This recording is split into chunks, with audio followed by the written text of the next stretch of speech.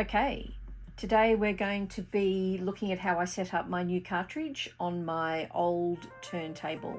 So you can see here it was a Rega 1 turntable, or it is a Rega 1 turntable circa 2007.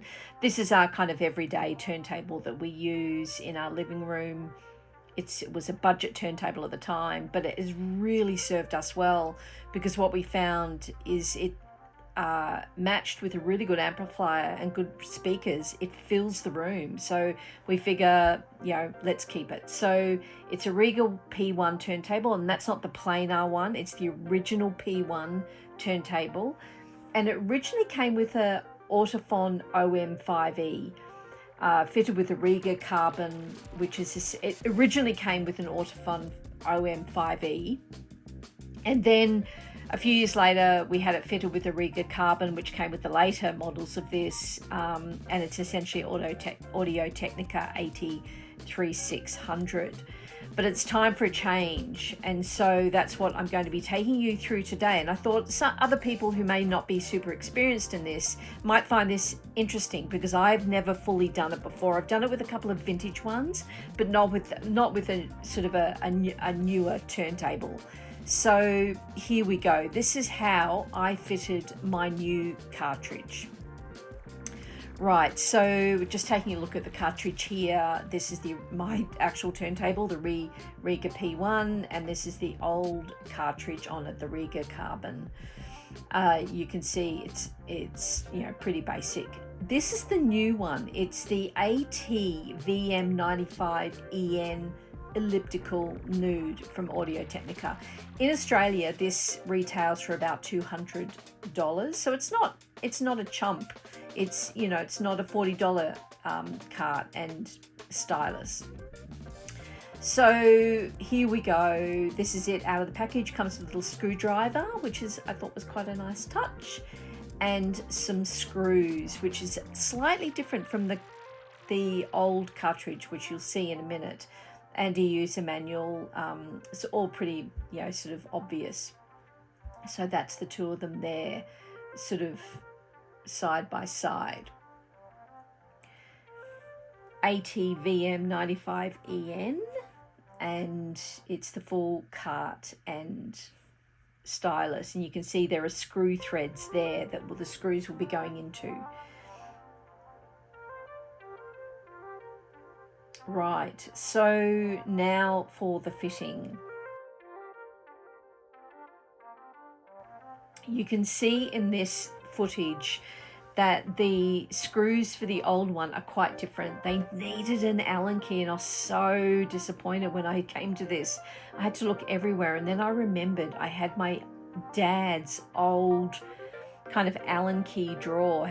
My dad's sort of been gone a few years now, but I kind of inherited all his tools, and so I was lucky enough. I looked through all my Allen keys, and sure enough, in Dad's little tool set, and you'll see in this footage me trying to undo the old cartridge, and it worked perfectly. So off it came. A little bit hard for me filming and kind of doing it at the same time, but you'll get the idea. And so this is how I kind of remove the cartridge, and of course it's still connected by wires, which you'll see in a minute. I have to slide off. So here it is. They're kind of clamped on to these 4 pins, and it's sort of like a clamp system, which you just sort of slide off. You sort of pull off. The wires are soldered to these little clamps, and so I'll be putting them on to the new cartridge in the order required. You can see there are 4 different colored wires, and they have to go in a certain order, and I did make a mistake the first time, but it's really important that you get that right. None of this is terribly difficult, it's just fiddly, so don't be scared on trying it yourself. And so after I kind of figured out which were the right ones, here are the 2 carts side by side, and you can see here how one's got a built-in thread, and the old one was kind of like a screw and washer situation. Here are the new screws. I'll just screw in. There's a short one and a long one, I guess, for different size carts or different size systems. this was the old one. You can see it has an actual washer and a bolt which I don't need. So it's now just got a washer and a screw. So that's what I'll be using. And I ended up going for the short ones just because it seemed a little bit overkill for the long ones. I'm not quite sure why you'd have the long ones, but the short ones worked. So that's what I used.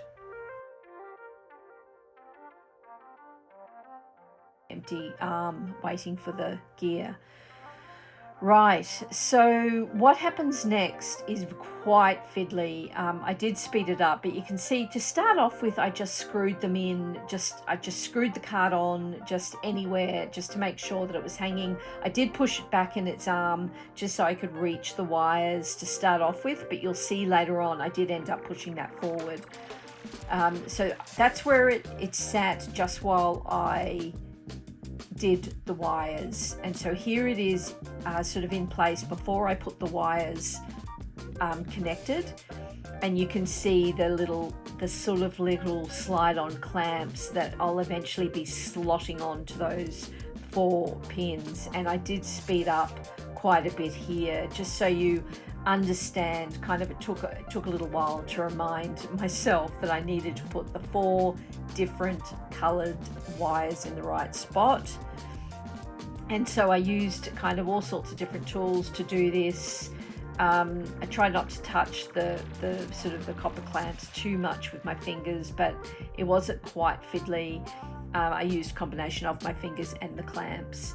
And you can see here the working progress.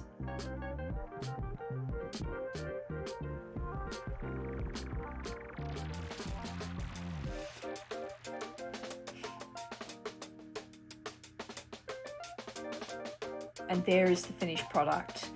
I don't know if you can see what I've done there, and I hope I got that right. It sounds all right in the end result. So that's what I did. And so now you have to balance the arm. The first thing you need to do is take the plastic protector off and be very careful with your stylus here. You need to align your cartridge correctly. And this is a really, really important step.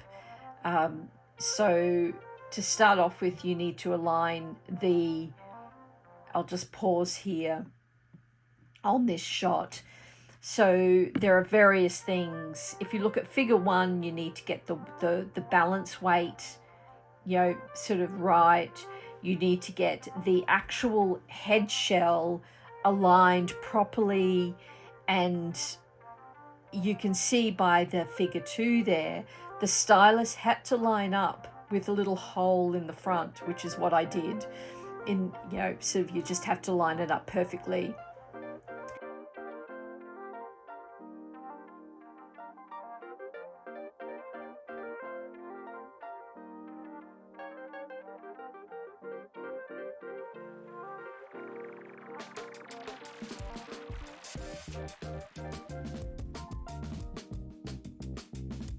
Slider, which they talk about, which is the bias adjustment slider. It has to be set to 0 to start with.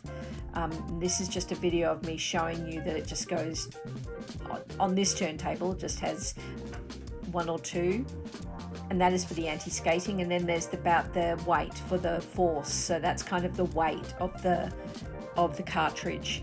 And it says to hold it to the 0, and then you screw the balance weight. You screw the balance weight along its shaft until the stylus is floating just 1 millimeter clear of the record. And I've got footage of this coming up. It took me ages. The slightest turn kind of unbalanced it.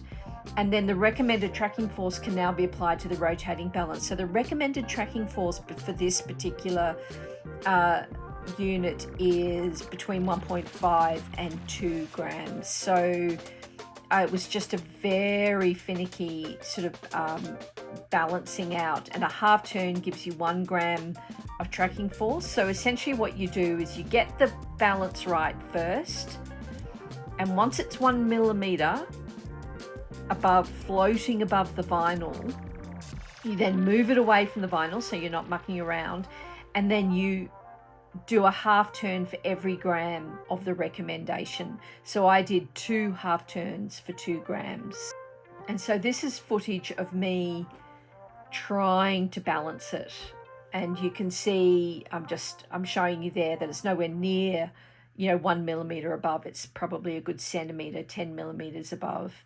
And then, you've got to be really careful here that you don't touch the stylus on the vinyl album. I used red just so it stood out. It's not the best quality album, but I think I got it pretty close. And then the finished product, it's set, ready to go, and it sounds beautiful. So there you have it. Thanks for watching. Bye.